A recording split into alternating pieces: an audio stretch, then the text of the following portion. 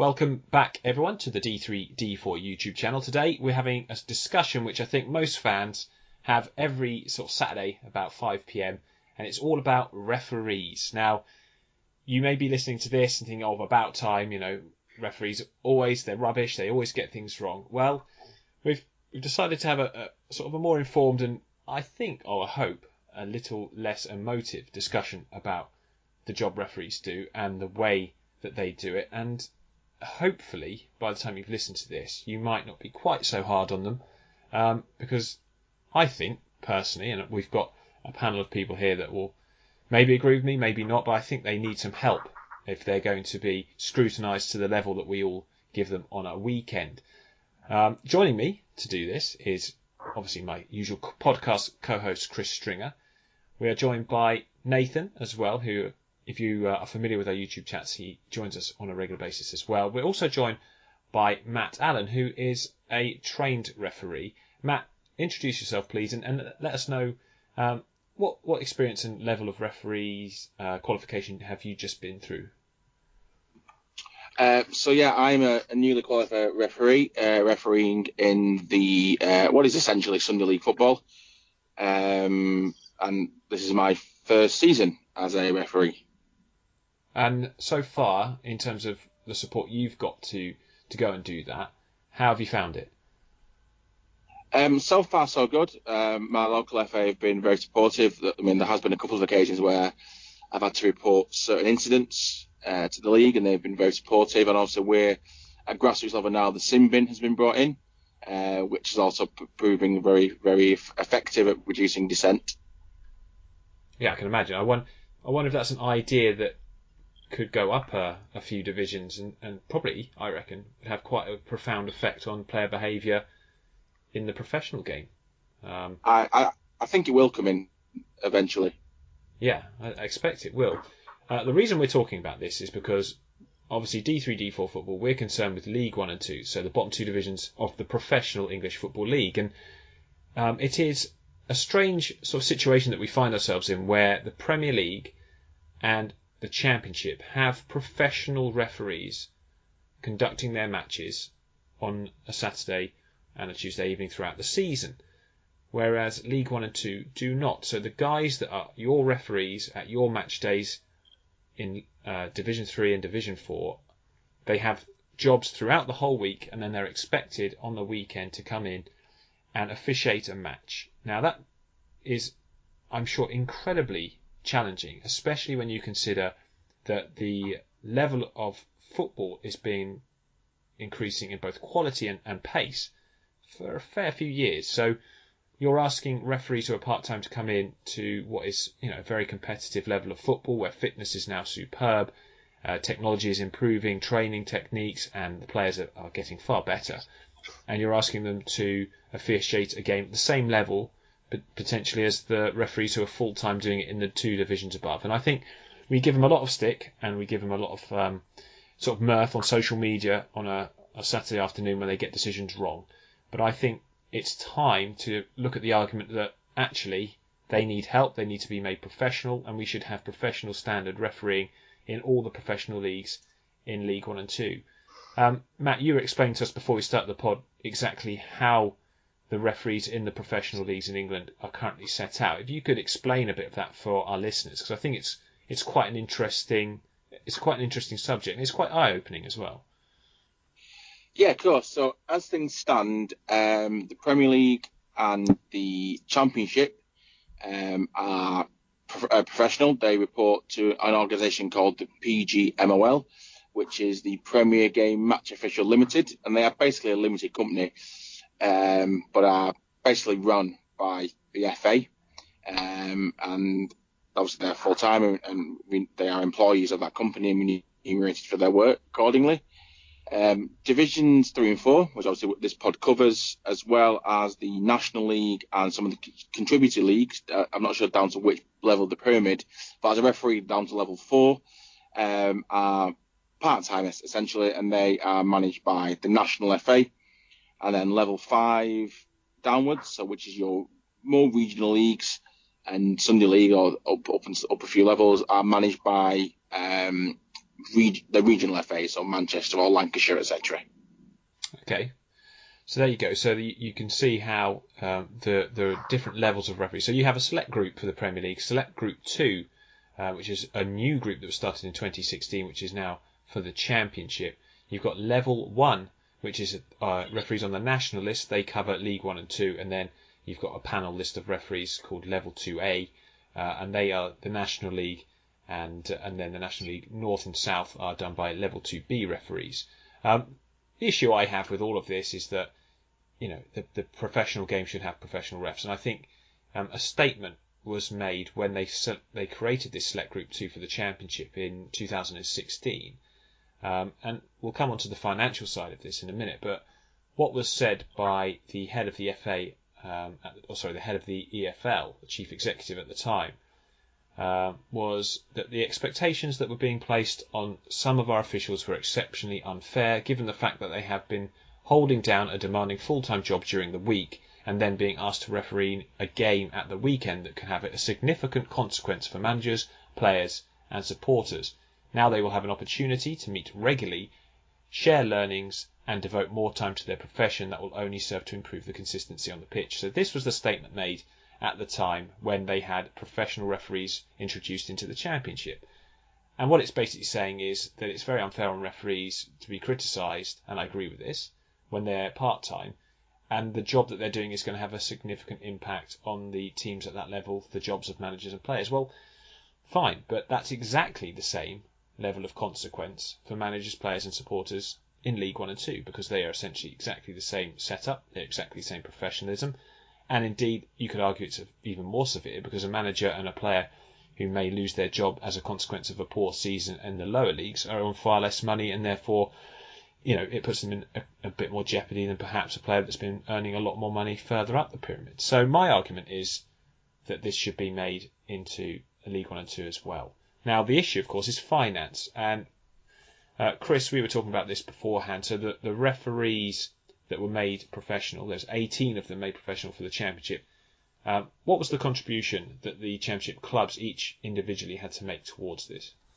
Well, the wage that they're supposed to be earning is around £60,000. That's an annual salary. Sorry.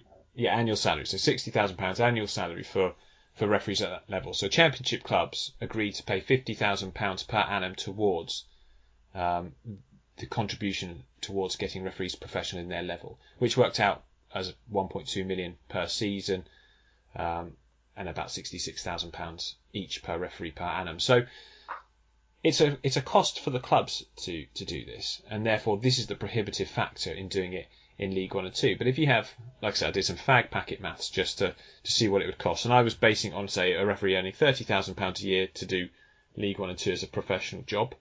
They may get more than that, I don't know. But if it is 30 grand a year, and you're going to say have 30 refs to cover the two divisions throughout the season, you're looking at about £900,000 a year. It's not a huge amount of money in the context of football. But Chris, do you think that's realistic? Because Matt has made a point that potentially that's too much for clubs to fork out at this level due to the tight financial restraints that they're under. Well, absolutely, and that really is the sticking point. We see so many teams, when we speak about it every week, the financial troubles at clubs such as, well, most notably recently Bury and Bolton, but Oldham, Macclesfield, Southend, the list goes on. There is such tight finances at every club in League 1 and 2. And so this is where you have to start thinking about, where is the EFL currently spending its money in Division 3, Division 4? Can that be spent more effectively, i.e. on full-time referees? Is there anything else we can get out of the Premier League? Would they be, would they perhaps be interested in funding referee training? Because essentially it's a potential for them to be promoted up to level 1 and level 2 refereeing. I'd argue that having better referees throughout the pyramid, i.e. the professional pyramid, I mean, it's unrealistic to expect this to go further than that. But I think it'd be good for the game as a whole, because then you've got referees trained right the way through. And like you said, the best talent can be promoted up, potentially. You wouldn't get part-time clubs in the Football League, so why should you have part-time referees?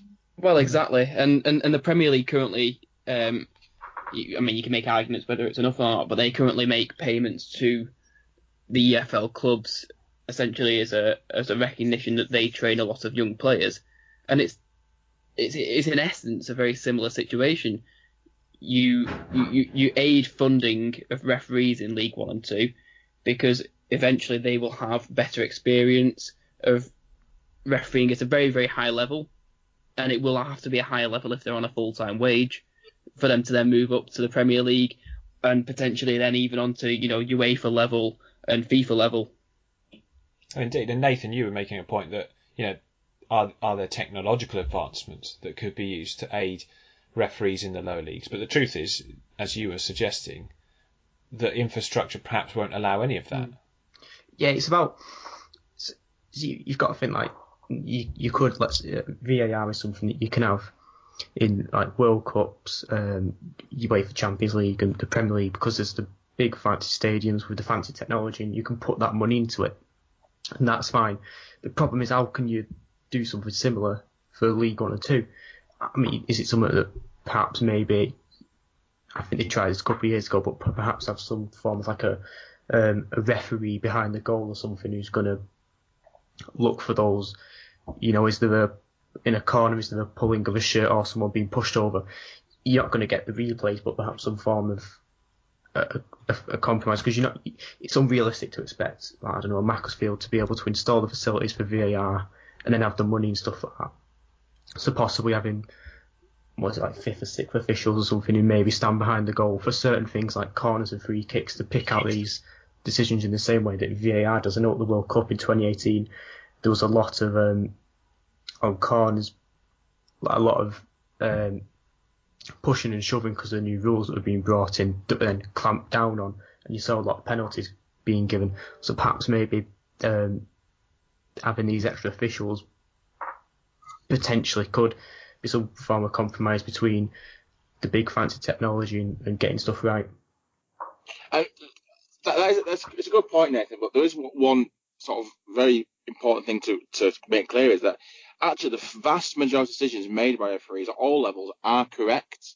We only hear about the mistakes, the big mistakes, and they do happen, unfortunately. But if you take every decision made by a referee across the UK on a Saturday, 99% of them are absolutely bang on. So I think that is important to make clear as well. My point is kind of for stuff I understand that what you taught is about stuff like cars and stuff. There's a lot going on. Do you know what I mean? And I think it's hard for them to expect maybe one or even two people to look at everything. So I'm saying if you have for something like a corner where you will have 5 or 6 people battling against each other, it's hard to spot every single little thing going on if you get what I'm saying. And it is about perspective I spoke about before we were recording, but something I saw. I was right behind the goal a couple of years ago, Oldham against MK Dons, and Gerrard tripped there, play slid in, and from wherever I saw it directly, he tripped him up, should have been a penalty, but because the ref was far away, he didn't see it. And I know what you're saying about this is sort of thing about they're always getting it wrong. It's about perspective. If we're stood in the stands far away and the referee's a metre away, I'd probably trust the referee a lot more than somebody who's 50 metres away. So I understand sort of what you're saying, I think, but it's about we want them to be as accurate as possible. So is this some this is sort of what VAR is trying to, in the top leagues, is trying to make it more accurate. But like I said, you can't really have that technology down in the lower leagues. No, you can't, exactly. So yeah, essentially VAR is going to bring or trying to remove any of these sort of high-profile, controversial decisions in the Premier League, but it's unrealistic to expect it to be brought down to League 1 and 2. Fine, and then you make the point as well about having extra officials behind the goals.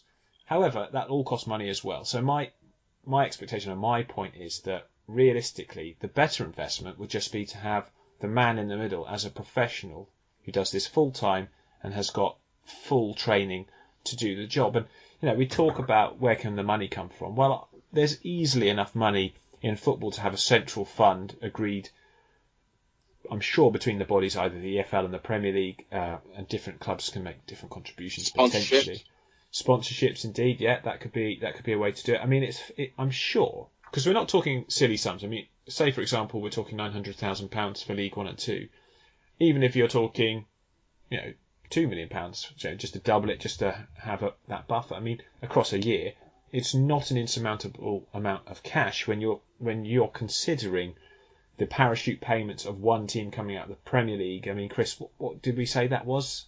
I think Matt mentioned it was £90 million or something. It's something silly. I mean, I think, and they get that spread over. They get 3 payments, don't they? So it's like 90 million, 60 million, and then 30 million. Is it off the top of my head? It's silly money. It's silly money, isn't it? There you go. So you're talking about taking a minute proportion of a parachute payment away to get professional referees set up in football, in the lower leagues, where managers' futures are decided potentially on the decisions made by the referee. And also, I think, Matt, if we can get your point on this, I mean, you're a newly qualified referee. You've refereed matches at Sunday League level, where the pace, I'm sure, is slower, of course.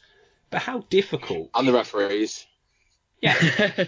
Well, yeah, exactly. But I mean, how difficult is it for you guys, therefore, to make split-second decisions? Because we, as fans, we see it so many times on a replay, and then we get the gall to say to the referee, what was he thinking? But in reality, I mean, what a difficult job is it? Yeah, it's like I said before I jumped on the call, you're making the call, most in the league games, you don't have assistant referees, and you've got a centre-half saying he's a yard offside. It's almost impossible to make that call and get it right all the time. Sometimes he's going to be off, and you're not going to, sometimes he's going to be off and you're not going to make the call. Sometimes he's going to be on and you're going to call him offside. So, the split-second decisions, that are certainly, it's the same as a Premier League referee. And it's obviously easier now with VAR. That does make your job somewhat easier because you have that technology to assist. But it is, at the end of the day, you know the laws of the game and you interpret them. You make the calls based on those laws. And 9.9 times out of 10, you get it right. And on some occasions, you don't. Right, so exactly. So, and do you think, therefore, making referees professional in League One and Two is something that they'd jump at the chance to do? Do you think referees would generally want to do that? Yes, I think they would. Because then the referees are football fans. That's why they do it, because they love football and they want to be the best they can at what they do. So I think they would jump at that opportunity, yes. And I'm sure, I'm sure there's some figures and stuff out there that prove this, but professional referees who have the best support and the best training are going to be even better when it comes to the job that they do. It's the same with any profession probably out in the workplace. Absolutely. Yeah, okay. So there we go. I don't know how this is going to be funded. I don't know if this is just a pipe dream that we have because we want to see League One and Two get the same treatment, the same benefits as the divisions above. But I think this is one thing that is a real bugbear with League One and Two fans, is that on a Saturday we will get our players who've trained all week, our managers whose jobs could potentially be on the line, and then they will obviously potentially then make a bad call. The referee makes a bad call, and it ruins everyone's Saturday. And this is not necessarily the referee's fault. I think if the referees are made professional, they'll be far better at the jobs that they do. It's a huge amount of money. I've just checked the figures on parachute payments. It's 40 million in the first season, then 35, then 15 in year 3. So it's huge amounts of money. I mean, again, it's very easy to pick on the parachute payments, you could argue, isn't it? I mean, when we talk about money in the lower leagues, we're always going on about, people saying, oh, you can't ask the Premier League to pay for everything. But I just think, come on, this is for the good of the game, and it's not something that you could probably expect League One and Two clubs to pay for themselves. It's just not realistic. But it's not such a huge amount of money that there is this, it's undoable. It's completely doable. And in fact, you could argue if you paid for it by a slight reduction in parachute payments, as just an example, it wouldn't really, I don't think, adversely affect those clubs that are coming down. But that's probably sort of a discussion for another time. Nathan, did you have any other points you wanted to make about this? I've got sort of 2 more points quickly.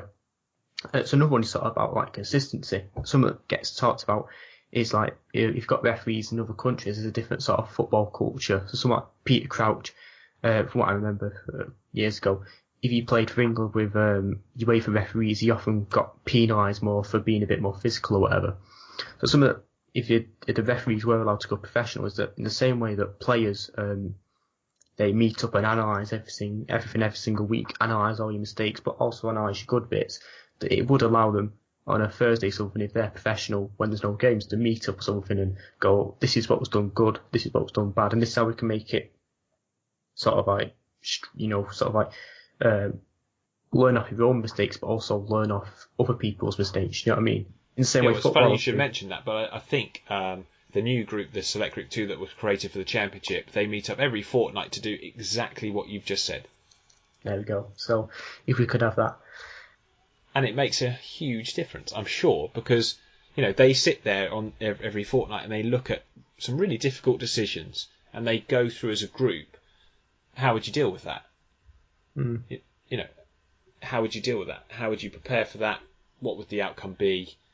And they're going to make the better decision at the end of the day. And you can't complain, at every decision a referee makes, because they're human. They're going to make errors. But I think that the vitriol, the attitude towards referees in the lower leagues is completely understandable from one sense, because it's so infuriating when they get basic decisions wrong. But it's not really fair, because these referees, it's like, if you have a full-time job in the week, you're then expecting them to go and officiate a match that's highly professional, high-paced, good quality, and that you're expecting them to get the same level of decisions correct as those who are doing it professionally. And I just think something needs to change. Chris, do you have any points you wanted to make before we go? No, I think I think we've pretty much covered it all. There's obviously so many elements to consider, and it is at the end of the day going to come down to money. And I think we need to seriously consider what we're spending on in football, and is there actually anything more important than this? Probably not. Well, there you go. So thank you to all of you guys for making a contribution. Matt, thank you very much for coming on and making your points. Chris as well, and Nathan as always. If you've got an opinion on this, drop it in the comments below. Give this video a like.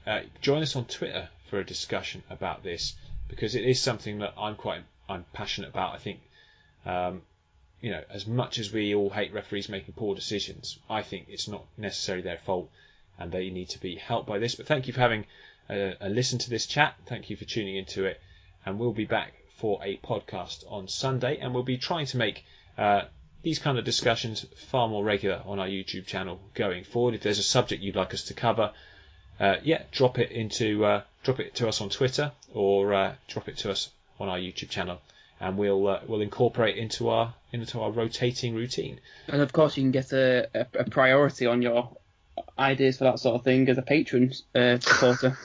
You can indeed. Thank you for reminding that. If you want to be a patron and you want to make these sort of suggestions and get your topics discussed, then please do so. It costs you as little as 80p a month, so it's a real bargain. And all of those of you who have signed up, we really appreciate it. But from us, it's all goodbye, and it's been fun. It's been fun having a chat. So catch you next time, guys.